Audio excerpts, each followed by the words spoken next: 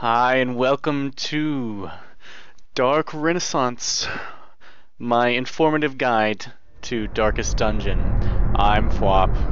Ruin has come to our family. And this is the intro. You remember our venerable house? Opulent and imperial, gazing proudly from its stoic perch above the moor. I lived all my years in that ancient, rumor-shadowed manor. I love this intro so much that you're going to have to listen to it. Luxury. It's part of the game. And yet I began to tire of conventional extravagance.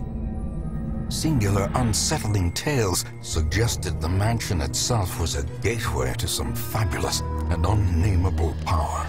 Yeah, fabulous.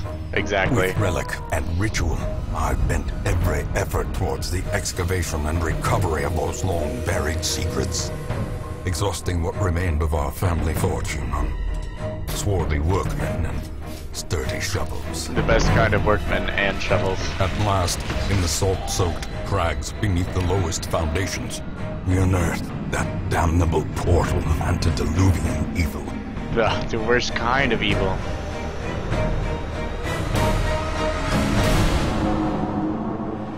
Our every step unsettled the ancient earth. But we were in a realm of death and madness. In the end, I alone fled laughing and wailing through those blackened arcades of antiquity. Until consciousness failed me.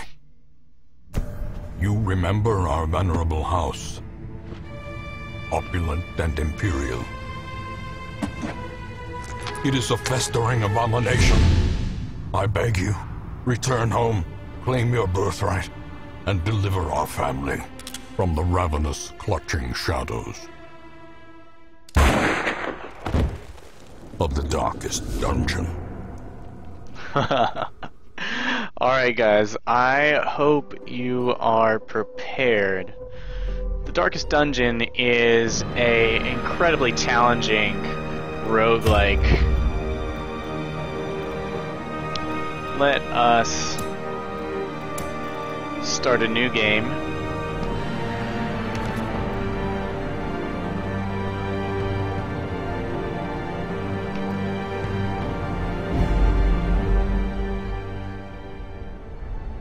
And let the learning begin. First off, you have to know what every word the narrator says means, so I expect a dictionary to be at the side of your computer. You will arrive along the old road. At all times. It winds with a troubling, serpent-like suggestion through the corrupted countryside, leading only, I fear, to ever more tenebrous places. This is the closest you get to seeing There yourself. is a sickness in the ancient, pitted cobbles of the old road. Shadow in the And on glass. its writhing path, you will face viciousness, violence, and perhaps other damnably transcendent terrors. Awesome. So steel yourself, and remember there can be no bravery without madness. The old road will take you to hell, but in that gaping abyss, we will find our redemption. And let's pray we do, because this game is no place for the faint of heart, nor someone who fears overwrought dialogue. But if you're a fan of both, like me, then I think you will find this incredibly challenging roguelike extremely satisfying, as long as you have a little help along the way, because there are definitely a couple tricks. Oh. Aha. Excellent. So here we have our very first little tutorial quest. Map navigation. Down here in the bottom right is your mini-map. You can zoom in and out, shift around by holding right click, and center on your party with this little blue button in the top right. the way you travel from one room to another, and what's displayed right here is the room we are currently in. You can see where your party is by this torch. Note if I center on party, it centers on this torch in the room. If you want to travel, you left click Brigands over here. have run up these lanes. Keep to the side path. The Hamlet is just ahead. And with A, D, and W, you navigate through the corridor, which is demarked by these 4 little squares in between one room and another, rooms being larger squares. So here we have Renaud the Crusader and Dismas the Highwayman, our first 2 characters. They have positive and negative traits, skills, lots of other stats, weapons, armor, everything you expect from full-fledged dungeon crawling characters. Notably, they have health, that is the red bar if you have never played a video game before, and stress, which is the white bar. As stress builds, when stress reaches the maximum of 100, the characters have a chance to break, and they start acting without your control, and of course cause additional stress to other characters. There, we just gained our first little bit of stress on Dismas. You accumulate naturally from traveling through hallways, getting critically hit, Dispatch certain this attacks. thug in brutal fashion, that all may hear of In your essence, arrival. you gain stress from pretty much everything that's even a tiny bit worse than sitting in your home in comfort, and everything in this game is much, much worse than that. So it's a turn-based game. Here I am, it's Dismas's turn because he has a high speed stat, and Renaud's speed is 0. And over here, if we hover over this Brigand Cutthroat, we can see that speed is 3, so it's likely to go before Renaud. Though speed is highly variable, there is no guarantee, but there is definitely a high likelihood. So we have 4 abilities that are specific to Dismas and unique to Highwaymen. All skills are unique to their class. And then we have the ability to move forward and backwards in our party. Not something you want to do in the tutorial mission though.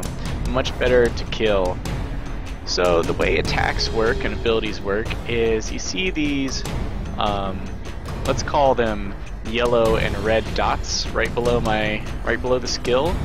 Those indicate the yellow dots are what position you can use the skill from. So we're unable to use all of his skills are available to him. Actually, at the 2nd rank, you see there's rank 1, which is closest to the enemy, 2, 3, and 4 for the rest of your party once we get out of the tutorial. The red dots are who you can use it on. This Brigand Cutthroat is in rank 1 as he's the only enemy, so we can not hit him with the pistol shot, which we can only hit ranks 2, 3, and 4 on the enemy. Even though we're in a position to use it, there are no enemies for us to use it on. However, Grape Shot Blast, you can see the red connected dots means it can hit multiple targets at once. It's an area of effect attack. Take Aim only affects ourselves, being a buff to accuracy and crit chance. We're going to start off with Open a Vein, which, if we're lucky, will bleed his hit points down. There we go. 2 points of bleed damage over 3 rounds. And let's see, as you can tell, Renaud, with his speed of 0, did manage to surpass the Brigand Cutthroat in initiative.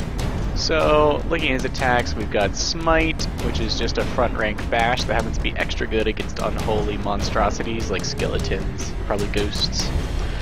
We have Zealous Accusation, which is has a damage penalty, but is an area effect attack on the front 2 enemies. Stunning Blow, which is what we'll be using. Low damage, higher accuracy, and a 100% base chance to stun. You'll note that he has 25% stun resistance, so that's still a good chance. And then Bulwark of Faith, which protects us and reinforces our Torchlight, which we'll get to in a second. So with a successful stun, he'll bleed out, and we'll probably finish him without issue, which is exactly how you want every fight Give them no in quarter. Darkest Dungeon to go. Note that Dismas regained or lost a little stress there from successfully finishing off an enemy. It's By no means guaranteed, but it's not unlikely. This is our inventory system. We just palmed a little gold from that guy's dead body. And we had a little food to begin with. Food you can use to heal, or on longer missions, your guys will definitely need to eat. This is telling us that we can click on something or push W, like I said, WAD is how you navigate. D is forward, A is fall back. Falling back comes with a stress penalty, so you don't want to do it very often. And W, I can look, no clicker, just activate this. Clearly where the ambushers camp, so we can leave it alone, we can check inside, or if we thought one of the items we were carrying could help us interact with it, we could drop it right here and see if it helps. As is, we Leave can nothing safely loot unchecked. this There is much to be found in forgotten places. because of the tutorial. Alright, so we get up here, we push W, An we ambush. enter Send our these first vermin a room. message. The rightful owner has returned. Alright, and we're their surprised. kind is no longer welcome. This big guy, the Brigand Bloodletter, who has 38 hit points, which is huge, 1 speed, and we've got this Brigand Fusilier who we surprised as well, 12 hit points, 10 dodge, which is 10 more than the Bloodletter, and a speed of 5. If you hover over someone after selecting attack, you can see your chances to hit down at the bottom, and let's call it gold instead of yellow. Yellow. Obviously this is gold. Now we can use pistol shot, as it'll hit rank 2. Note that we can shoot the Bloodletter even though he's in the first position. That's because he is a double wide. He counts as 2 positions in the enemy ranks. So you can hit him with things that would only hit the second person, and this guy actually counts as being in rank 3. I could take aim. It will not be a short battle, let us say. Or I could go immediately for some kills. Let us take aim, since the battle will not be over quickly. Now, buffs last generally 2 turns. You get to use them for 2 turns. And you know what? We'll go ahead and buff up our whole party. So his buff protects him, and Renal's buff protects him, and Dismas allows him to deal out the hurt. Our chance to crit went up from 15 to 20%, and our chance to hit rose as well. Should be able to take this Fusilier out with another shot. Alright, so one of our characters resisted the bleed that the Bloodletter tried to inflict on us, and the other one did not. We could try and stun the Bloodletter. He is a little stun resistant. Damage 6 to 13 or 2 to 5. Let's just wail on him, since we're extra tough. Alright, note the difference in damage there. Now we can use Grape Shot. It affects the first 3 enemy ranks. Since the Brigand Bloodletter is 2, that means the third is the Fusilier. The damage is 2 to 5, which gives us an okay chance for a kill. A powerful blow. Looks like our aiming paid off. As the When you fiend score a critical falls, hit, it a reduces faint stress hope for blossoms. everyone. And when the enemy scores a critical hit, you can guess it. Now our defense just wore off. Let's try and stun this guy. Excellent. Take him down. Yes, when the enemy critically hits you, it is a sad day. Ouch. Good news, everyone. Losing hit points does not really penalize you in the long run. Stress carries on between missions. Hit points are stored at the end. Sadly, our aim buff is worn off. Alright, he's getting close. He'll be in one-shot kill territory after this. Oh, sadly, he resisted our stun.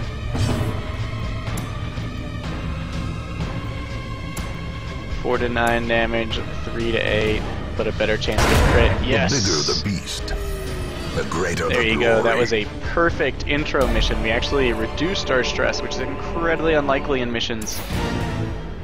And now we can loot the lockbox. Note, when you click on these up here, it instantly takes you to the mission over screen. You can leave loot behind easily. don't do that till it's over. Matter of fact, in a lot of dungeons you want to keep going, because once you've succeeded, this is like instant escape, like no loss. Everything after that is bonus. Of course, accumulating stress will cost you in the short run. Alright, the bandit's trapped chest is going to, well, you guessed it, blight us. Mechanically it's the same as bleed, except it's more damaging. And otherwise, here, this is what happens when you eat food. Gain a little bit of health. Some classes with less hit points, I believe when you have 30 hit points, you gain 2 health. I think it's something like 10% of your health for eating a food. It seems to be rounded down until you hit 30. No, it's not 10%, sorry. It becomes 3 once you hit 50 hit points. Maybe it's every 20 hit points over 10 you get an extra one. Anyway, not the most important thing right now. So here we are at the Crust Ward scene. This is all the treasure we collected in our inventory. You have to carry this stuff home or leave it in the dungeon. It stacks. It starts to make a big difference on longer missions. So, also the victory screen. Most characters will gain a trait at the end of every mission. Gold ones are good. This gives us a bonus in accuracy and crit chance against beast type monsters, none of which we fought. They're not contextually gained, but the lower your stress, the better your chance of getting a good, only a good trait. Whereas if you have a middling amount of stress, you can get a good and a bad one. If you have a high amount of stress, you're more likely to just get a bad one. Bad ones are red, and they are pretty much only penalties. There are a couple few that are mixed bags. So we got Slayer of Beast, which is excellent, and Fated, which is a chance to turn any miss into a hit. Not sure how effective it is, but all of the positive traits are significantly good, in my opinion. And I would expect it to be a decent chance over the course of a long game. So, after our wagon crashed... Welcome home, such as it is. This squalid hamlet, Renald these and corrupted Dismont lands, brought us they are home yours now, and to, you are bound to them. This godforsaken hamlet that is our home. Now that screen I just skipped says you can push H to get contextual help on any screen. It's enough to get you, it's enough to keep you moving through the game. It's not all that informative. So over on our right you see our roster. We have 2 of 9 people. Note that whatever you name your save is what your estate is going to be called. Mine is the Renaissance Estate. And initially you only have the graveyard available. Most will end up here, covered in the poisoned earth, and the awaiting stagecoach. merciful oblivion. Stagecoach is where poor fools show up Women and men, soldiers and outlaws, to be added to your fools army of and soldiers. corpses. All So will here find their way to us now that we the road is have clear. the initial 2 companions for Renald and Dismas, Cormier, huh? And Tibin. So Tibin is a Vestal, a female warrior of righteousness and light. She brings the healing and a bit of the holy smackdown to the party. Here are her active combat skills, and below that are camping skills. Each character has 7 of each. There are 3 camping skills that are common to everyone, and 4 that are unique to each character class. The skills above are all unique to her class. No one else has Divine Grace nor Mace Bash, though you'll find there are usually a couple similar abilities on everyone. Here are her positive and negative traits. Some characters start with more than others. They're randomized. One of the important aspects of the stagecoach and recruiting is picking out the positive and negative traits that will make for the most useful character to you. Let's see. Here are some negative traits that she starts off with. Diurnal. Light below 25, that means when it's getting quite dark, she loses 2 speed, bringing her speed 3 self to a crawling 1. And Plutomania, which is manic for money, that means she'll interrupt your control of the game to raid chests for you, regardless of whether it's a good idea or not, or anyone's checked it for traps. Also, yes, we won't go into that. Cormier is a lurker. He actually prefers it dark, where he starts to do 10% more damage. He also does 15% less damage on the first round because he is overly calm. Let's see, Reynald is a kleptomaniac, so he steals stuff, and he is scared of God, so he'll only pray for stress relief. He's also a warrior of light, so when the light is high, he does 10% extra damage. We got stun resistance, extra speed, and Dismas is a known cheat, so he's not allowed to gamble in town. Now, why would our heroes be gambling? What I'm going to do is, first, when you build up stress, one of the ways you can de-stress is to gamble your cares away. So down here at the bottom, we have the resources we use to upgrade the town, which are busts, portraits, deeds, and crests, collectively known as heirlooms. And we are going to spend 4 deeds and 4 crests. Careful, it's 1 click and they're gone. More arrive, foolishly seeking fortune and glory in this domain of the damned. To upgrade our stagecoach network, we're going to do it again so that we get 4 adventurers after the next mission right in here to recruit to our cause, because we're going to want to expand our roster to 9 fairly quickly, and 4 I found carried me through, I don't know, in like mission after mission, like 40 missions. 4 was plenty, so let's just start now and get the best selection we can next mission. So to recruit someone is free. What better laboratory than the blood-soaked battlefield? So each class has its own little intro by the narrator. A sister of battle, pious and unrelenting. Alright, so your roster order, you can click and drag. I find this useful for reminding myself who I'm taking on a mission and who I want upgraded. Of course, no one is dead yet. Now, one thing to note, when you look at someone, preferred position, preferred target. So, the lit gold ones indicate where your skills overlap the most. Note that all of Reynald's skills are only usable from the first 2 ranks, and that makes for the brightest possible gold beacon up here. And the targets, you'll note that they all target the first 2 ranks, so that's what's indicated here. Here's where he wants to be, one of these 2 positions. Here's who he wants to hit, one of these 2 positions. The good news is, when enemies die, they collectively move forward, so rank 1 will always be full. So as long as Reynald is in the front of the party, he will be able to strike them.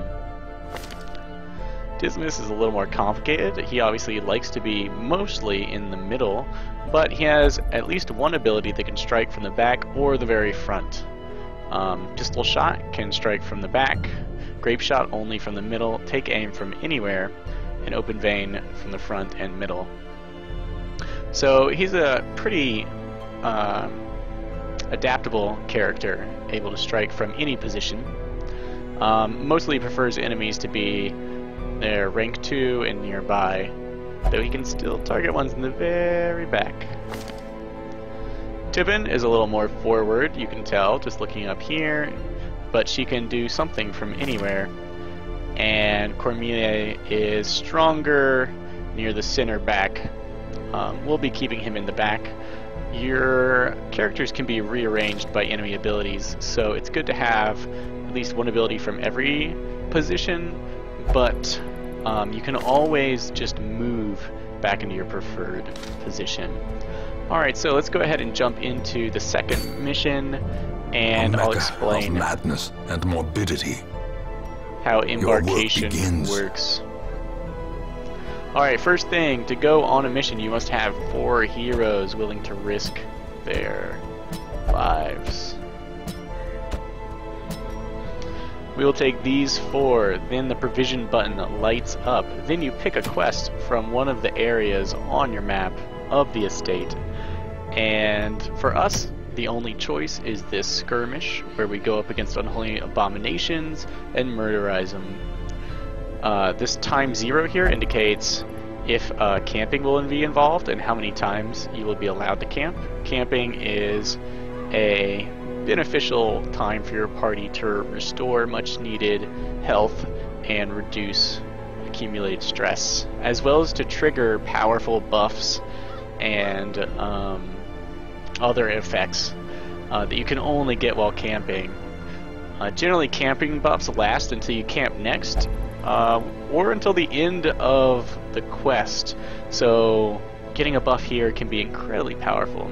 Short basically tells you how many times you're going to camp. Also indicates how many rooms there are going to be. We'll look at that once we get in. And then Apprentice tells you the average level of enemies. Currently, Tibin and Cormelia are level 0, while Renaud and Dismas, having successfully survived 1 mission, are level 1. So Tibin and Cormier will be behind the enemies, Dismas and Renaud equivalent.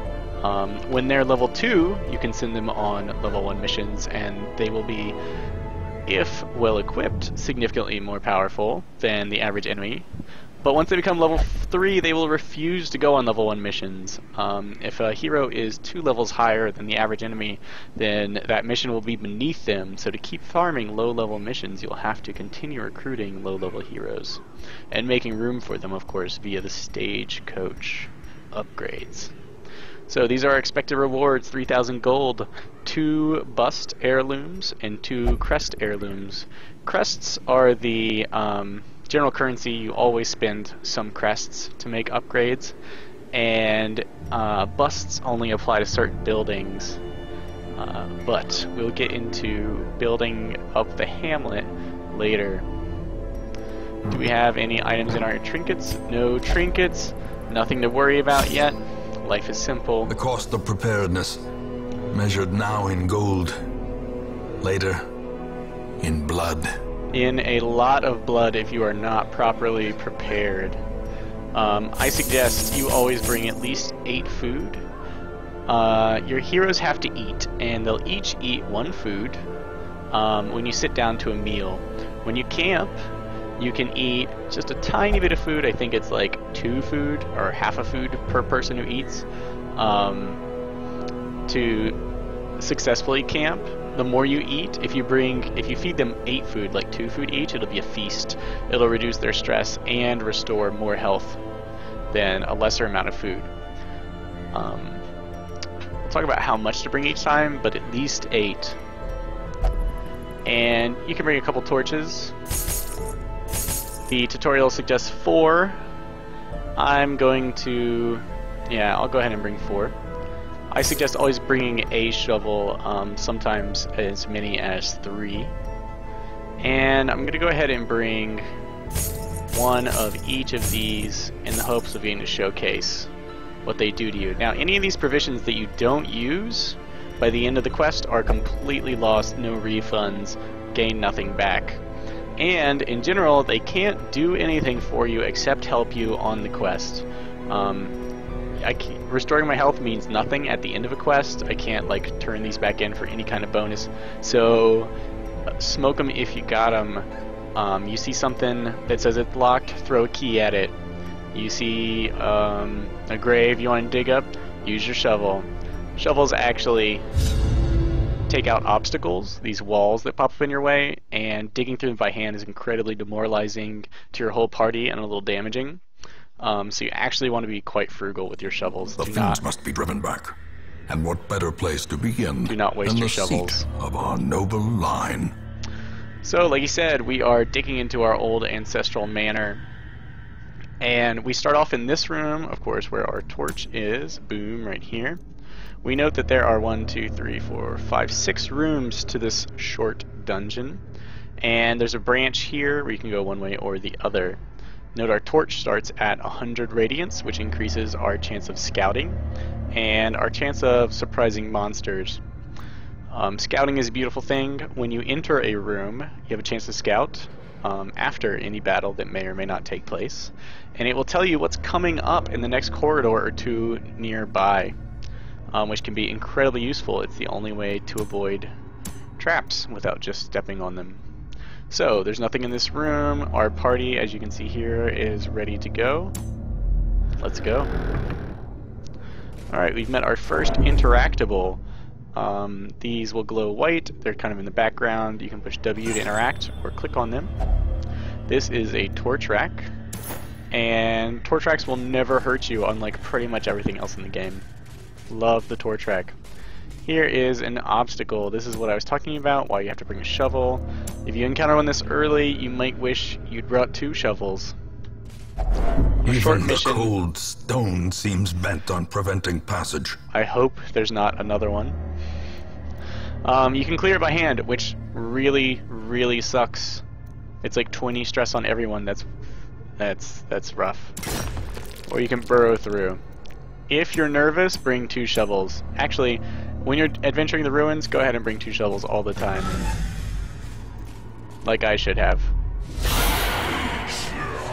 Alright, a first fight. Thankfully, the torch is high, and we surprise these enemies. Now, you know, there's a lot of guys here.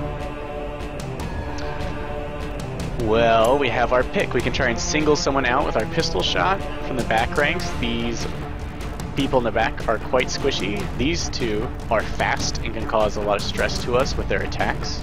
And these ones in the front are more brawlers who are just going to beat us to death. We can also grape shot to just put a good bit of damage on everyone. I am going to grape shot because I know that because we surprise them, all 4 of my characters will get to act before they do, and my Plague Doctor has a special surprise for these 2 in the back. So we'll just soften everyone up a little bit with a grape shot blast. Now, I have no need to heal because I'm not wounded yet, so from this position I can use Illumination.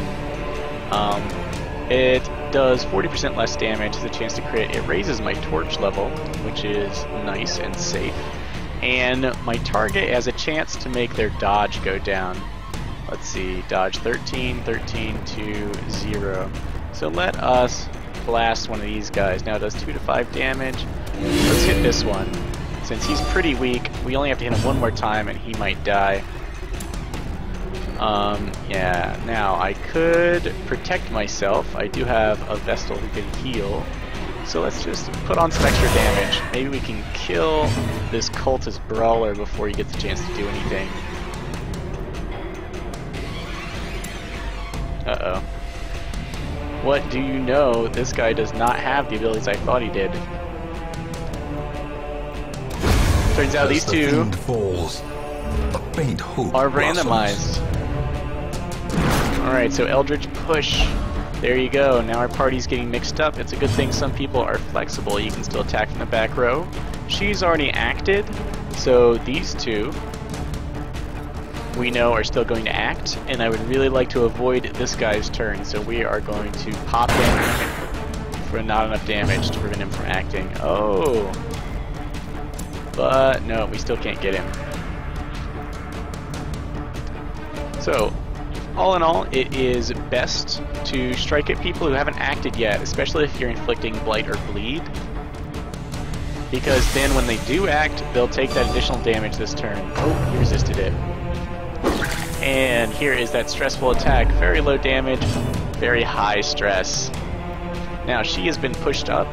In rank 2, she can not use her heal, but it does unlock her other 2 abilities, Mace Bash, which is just, you know, a bash at the people in front, or Hand of Light, which is a little more interesting.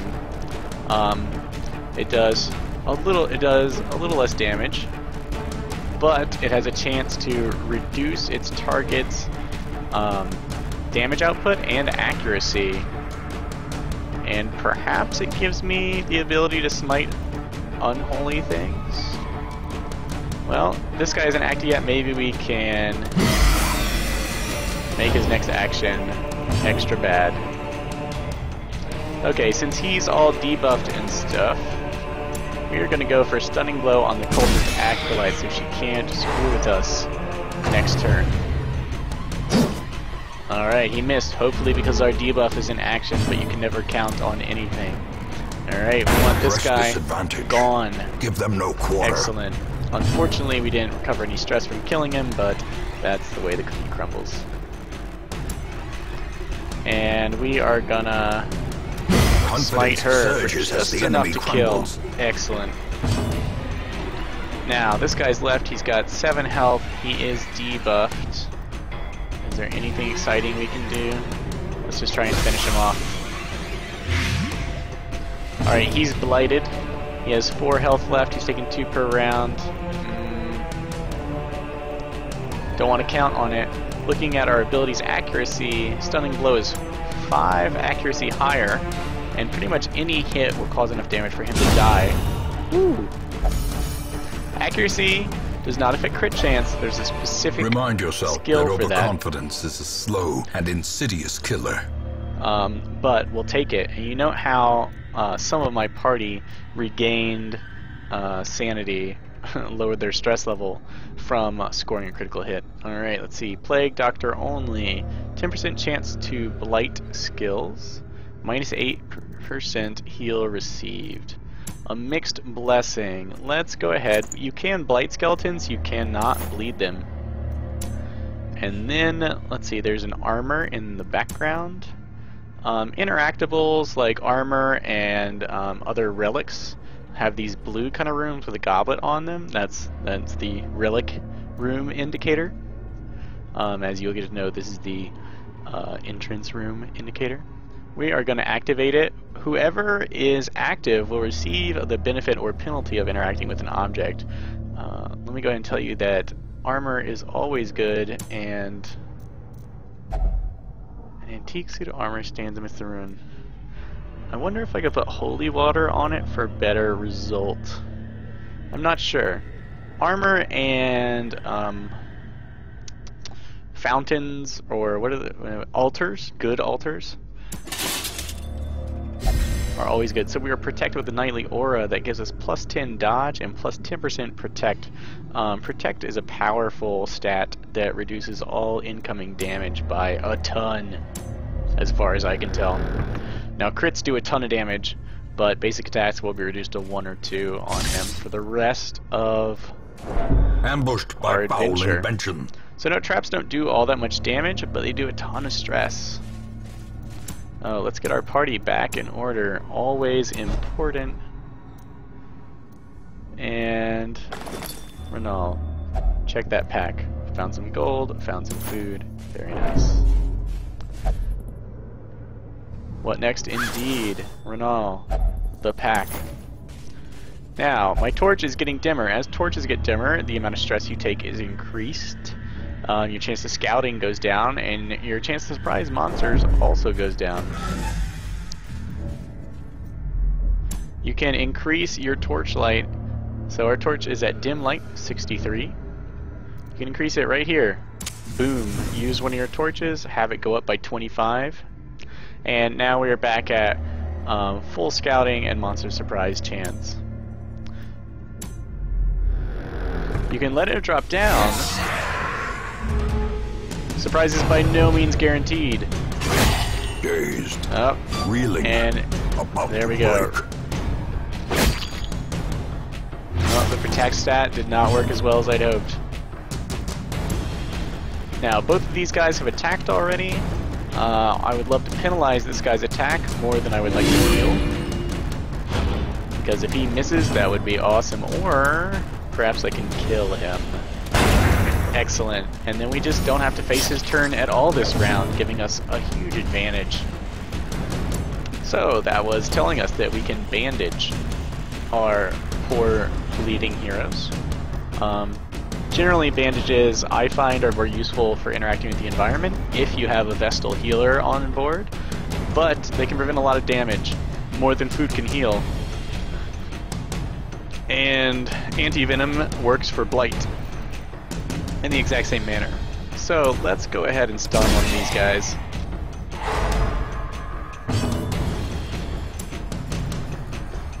Let's see. Here we can try and cure his bleed, which will save us some health. Cure failed. I'm not sure what the chances are. Alright, that's going to stack on more bleed. Bleed gets worse. And you'll note that when he attacked, he moved forward. Some attacks move your characters in ranks. Often these attacks are quite powerful. What we're going to do is we're going to bleed and blight this guy. We can actually try and debuff him, but I would like to heal some while I have the time. A very powerful tactic in the early parts of the game is to stun lock enemies and heal. So there, he lost his action. Missing happens a lot. Ouch. We are not happy campers. Now, the one who attacked moved to the front. This guy hasn't acted yet. Let's pray for a crit. Or knock him down to no. Okay, now the bleed is getting excessive on our poor Crusader here. Let's try again, because this will save us 4 hit points in the long run. Note also that he cures himself of Blight Bleed every time he uses this ability. Excellent. Now, we check down below, 4 to 8 damage on each. That could be enough to kill both of these guys. Not quite, huh? However, 20 axe. Prodigious size alone does not him. dissuade the sharpened blade. Alright, we got a Fortunate Armlet, which is for the leper class only. We do not have one of those. And a little bit of treasure. Note that our inventory is filling up. Here we encounter a bookshelf. One of the most dangerous items in the game. There's nothing you can do to interact with the bookshelf, as far as I've been able to tell. You can't even burn it down. And it'll give you either stress or a negative or positive trait. Let's look for someone here. The Plague Doctor wants to know. The passages are unsettling. 19 stress. Not beneficial. Alright, you know, the light changed. No, I'll open that pack. Already been looted. So why would you let the light dim? The answer is simple. Better loot. How quickly the tide turns. Alright, we resisted the bleed, but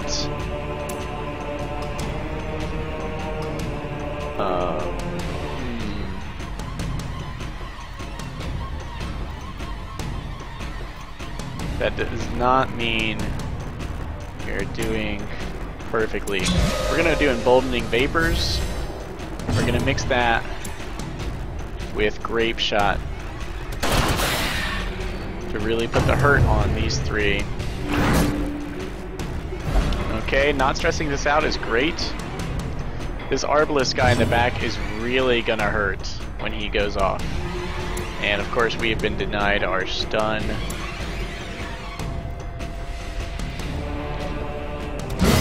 Let's, yes, annihilate this bone soldier. Gain back some stress. Ouch! I told you the Arbalest always hurts. Left unanswered. Let us stun her, because she'll probably go first next round. Now, one good thing about the Arbalest is once he's in the 1st or 2nd rank, he loses his really awful quarrel shot attack, and has to just poke at the front 2 people, which lets you control him pretty hard. Now, we're going to hit the Cultist Brawler with the debuff, if possible, because he's going to go soon. Uh-oh. Ouch! Meager hit points. Put the end to her. Now, our back row is safe, as these 2, from the first 2 ranks, cannot hit past these 2. I am going to... What am I going to do?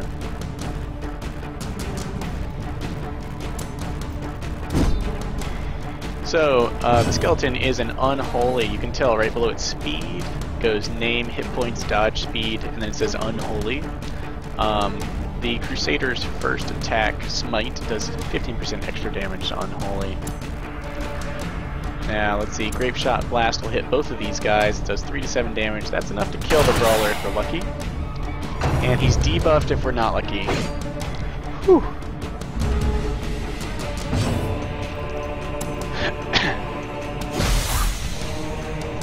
Let's do what we can to make the Arbalest die faster.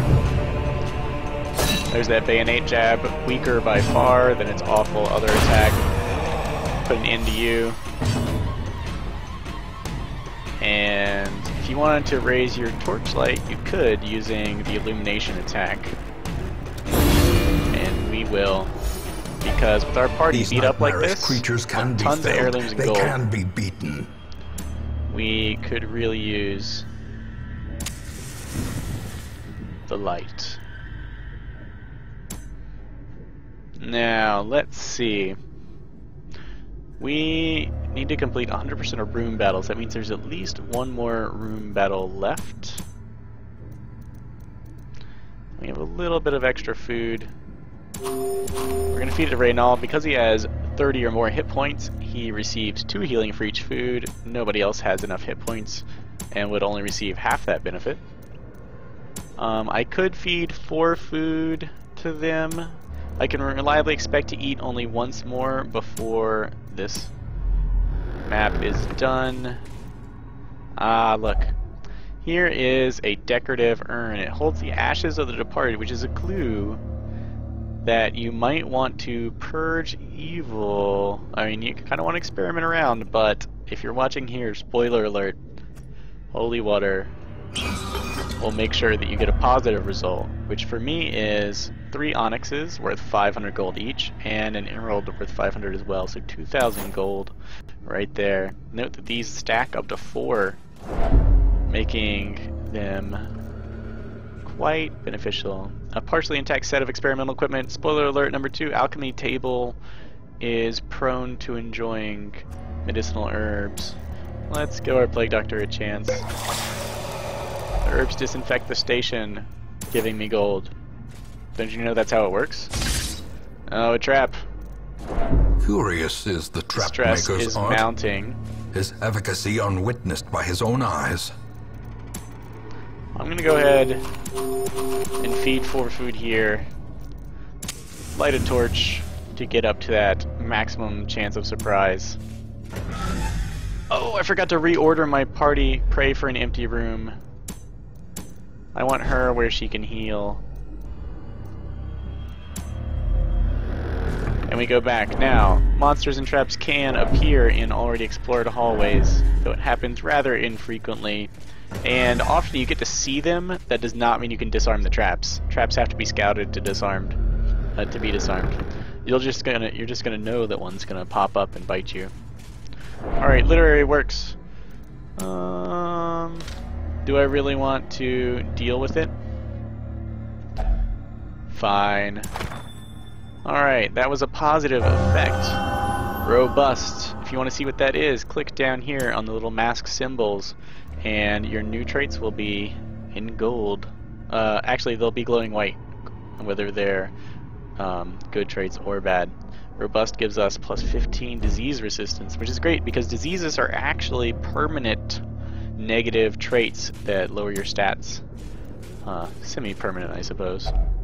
So here we have a locked display cabinet. Spoiler alert, you can use keys or shovels to open these without fear of traps or nothing. You always get something if you use the right item. So there we get a little more jet and some cash. The stress is mounting, Vegas jerk. Crit is exactly what we did not want. Strike. He could die. Fortunately, he's not bleeding. He's at death's door. So death's door is every point of damage when you have no health left has a chance to kill you. You have a decent chance to survive. Not the kind of thing you can count on. Also, it stresses out everyone to see a companion almost go down. This guy hasn't acted yet, but I don't really have a good chance of shooting him down. However, this guy is a pain in my butt. I want to kill him before he acts at the beginning of next turn because he is quite fast. Alright, the bleed I don't need.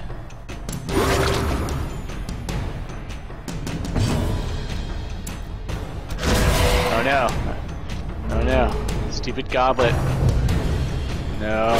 They're acting out of turn order. We still have to fight a whole nother rune battle. We may not make it. Things are getting ugly. We've hit maximum stress. Oh, not quite. Heroism or cowardice.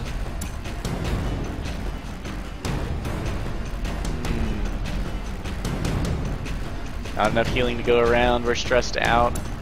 The enemy is looking good.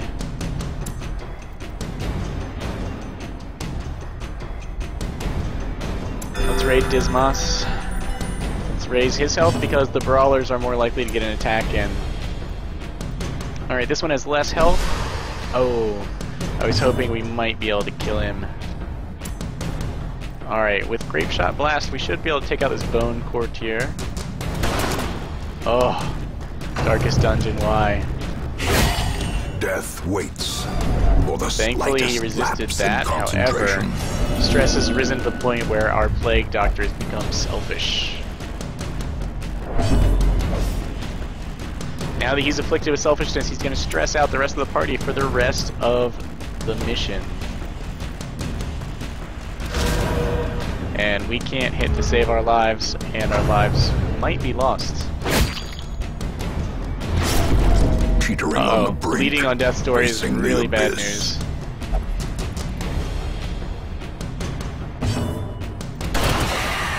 Unfortunately, the Courtier... Don't damage the brain, I need a sample up there. Thanks. Our Vestal struggles to keep us alive. The Tempting Goblet is thrown, bringing higher and higher stress levels upon us. Unfortunately, they missed. For God's sake, hit. Alright, we killed 2 of them. That'll drop his stress some until Cormier smack talks. And we put an end to that guy. As victories mount. Alright, bad news, so guys. too This will selfish resistance. affliction will last. If we had bandages, we could cure bleeding. Unfortunately, we don't, which means that it's going to bring him to death's door again before we can do anything. And actually, what we can do is, in a last-ditch effort, the party may starve, but he will avoid death's door. Let this be the last fight because... And we surprised him, even though I did not fill my Torchlight all the way, which would have been, you know, optimal. Can I increase the light right now? Oh, I can. Look at that. I didn't even know you could increase the light mid-fight. One reason we might want to do that is because Ronald is a warrior of light, doing 10% extra damage when light is above 75. It's now at 92. Okay.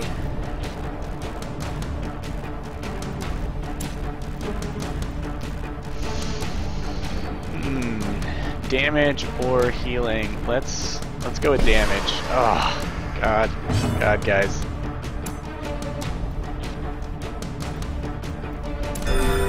We'll get one turn to patch ourselves together thanks to surprise before everything goes to hell. Let's do all the damage we can and hope we can take out a couple of these guys. Stop complaining, Cormier. You're stressing me out.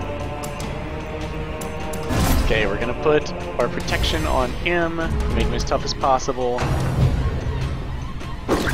Fine, she's the only one with the reserve mental capacity to even survive that. A powerful blow. Alright, alright.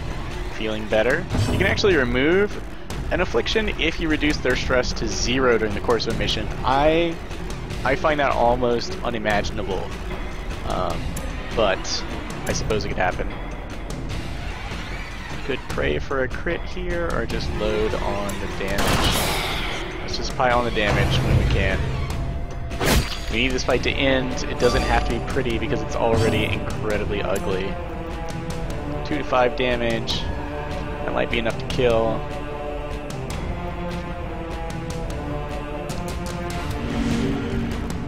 Or we could miss. As the light gains Thanks, purchase, Darkest Dungeon. spirits are lifted, and Okay, purpose is he's made about to death's clear. door. Oh, he's not. He's not. Alright, give me the grape shot. Give me the grape shot. Not their turn, my turn. Okay, let's bring him up to the point. Death's door is bad.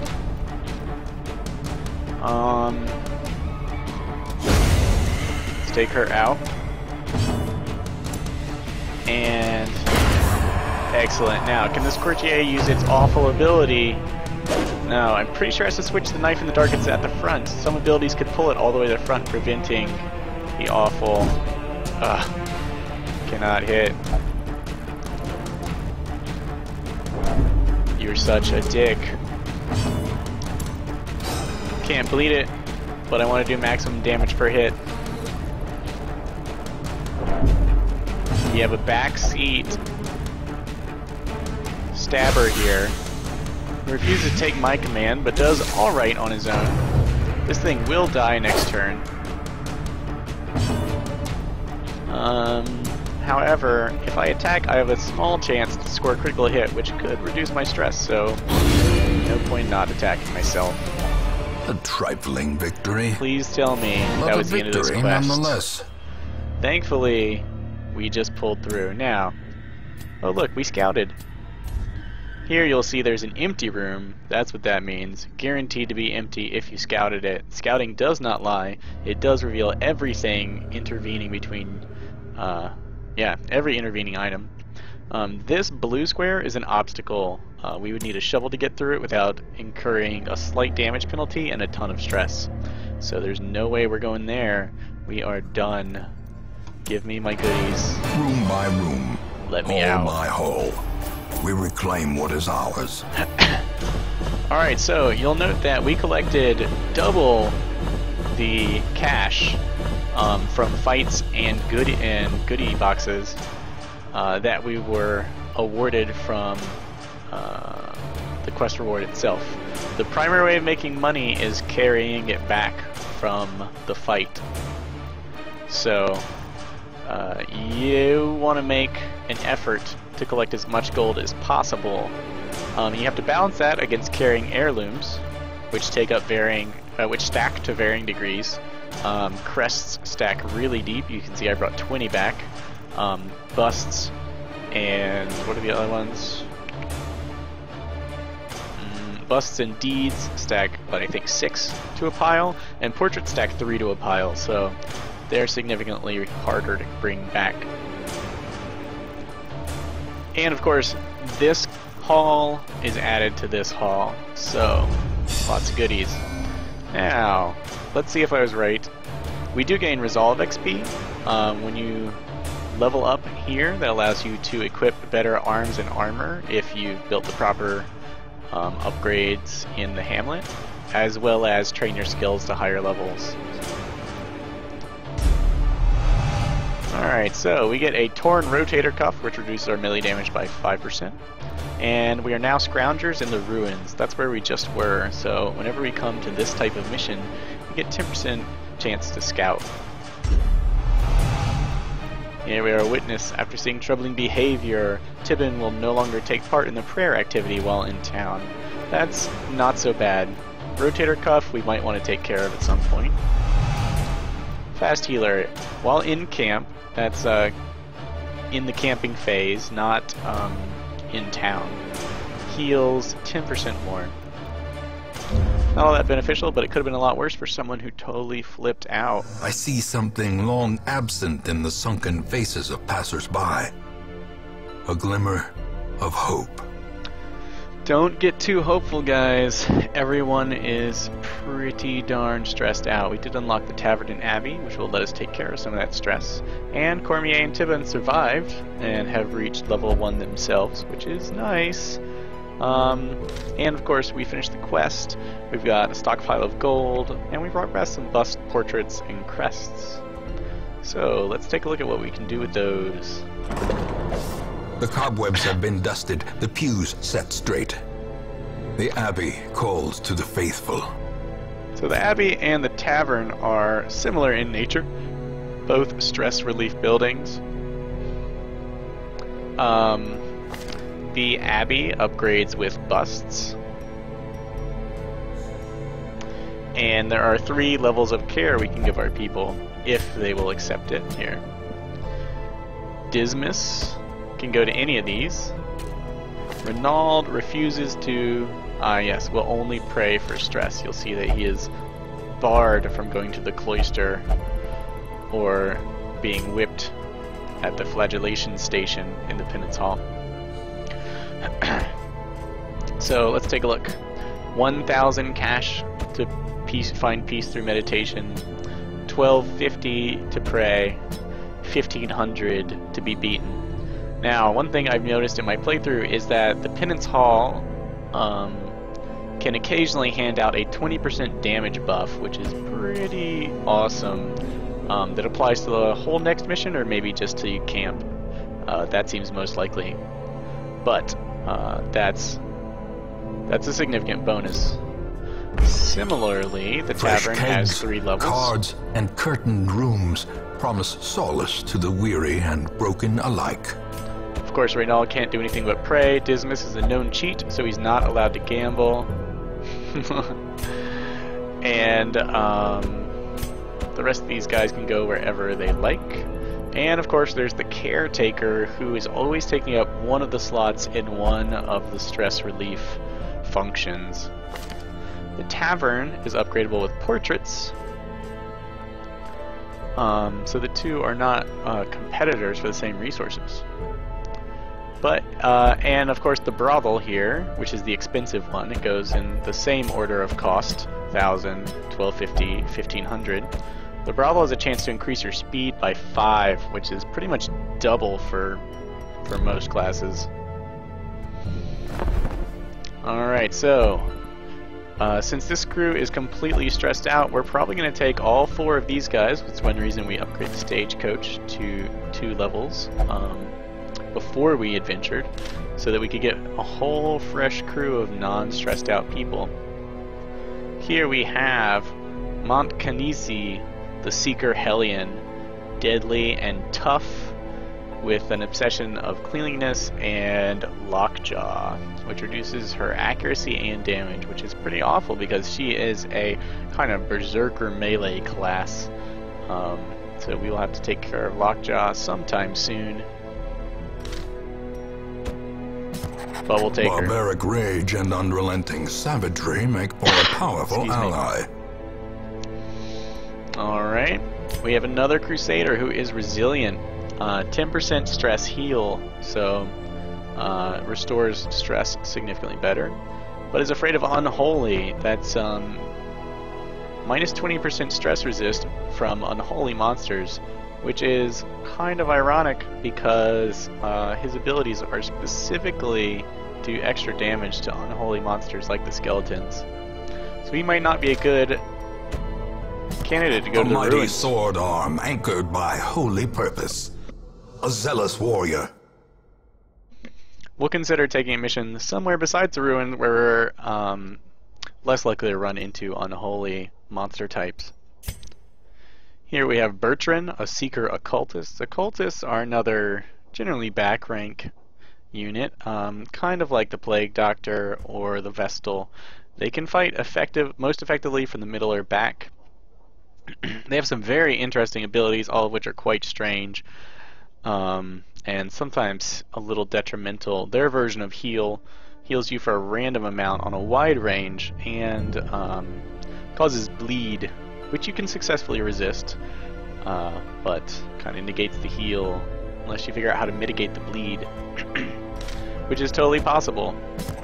To It's gotta fight be a little the creative. abyss, one must know it. Yes. And another interesting class that comes with its own ups and downs is the Jester, a class focused on stress relief, and yeah, with a couple other little nooks and crannies that they can fit into. A little strange, but I found them to be useful once I experimented a bit. Also, their camping, three of their unique camping skills are song references. Ye will be laughing still at the end. We'll take them all because they're free and they're not stressed out, like you can tell. Now they are rank 0, which is sad, but what are you going to do? So, the last thing I'm going to do this episode is get to the point where I'm going to ready my next expedition. We want to take care of the stress levels of our currently incredibly stressed out crew. What am I going to do?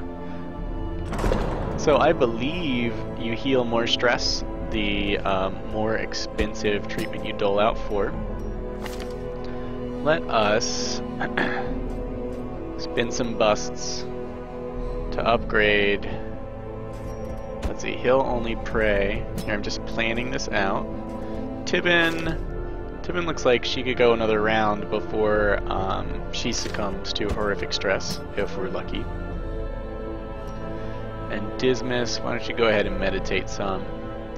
Now, before I pay for this, I can increase stress recovery at the cost of 4 busts and 4 crests each. And I'm going to go ahead and do just that. Little hope, however desperate, I'll be using these is for the rest of never the game. without worth. Now you can definitely use the tavern if that's your thing. There are ups and downs to both. The cheapest cost often comes with some additional setback. But I'll leave that for you to discover yourself. So now that we've upgraded the efficiency, let's go ahead and pay for this.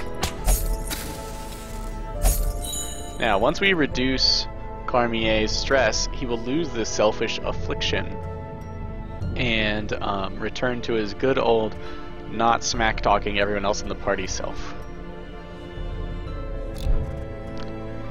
Alright, and we have not unlocked any of these other buildings. So, the cycle begins again. We have 9,100 gold with which to outfit ourselves for another adventure in the ruins, which is exactly where our poor Satanophobic Kuyat does not want to be, but he'll have to deal with the stress. Note there are more mission types available to us now. Some of them involve camping, but we'll get to that. Ooh. And sometimes you get an item as a reward. Here is a common debuff stone, which totally blows. A lot of the common items blow, some rock. It's up in the air at this point. There may be more balancing in the future. It is still early access. But this ancestral ring is the jackpot. We want that so bad that we are going to send out a bunch of noobs, because this quest will be gone when we get back from whatever mission. Yeah, all the quests reset every time you go out, so if you see something good, you gotta try for it.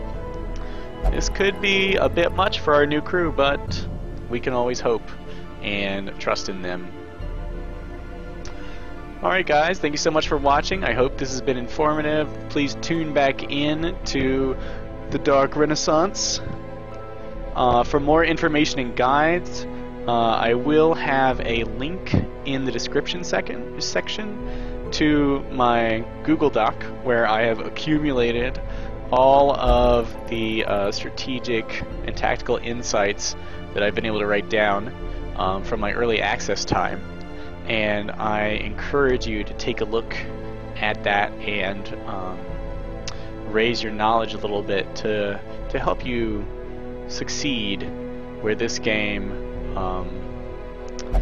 will be challenging you, which is pretty much every aspect of play. So thank you so much for watching, and as the Renaissance's state fades into twilight, I bid you adieu.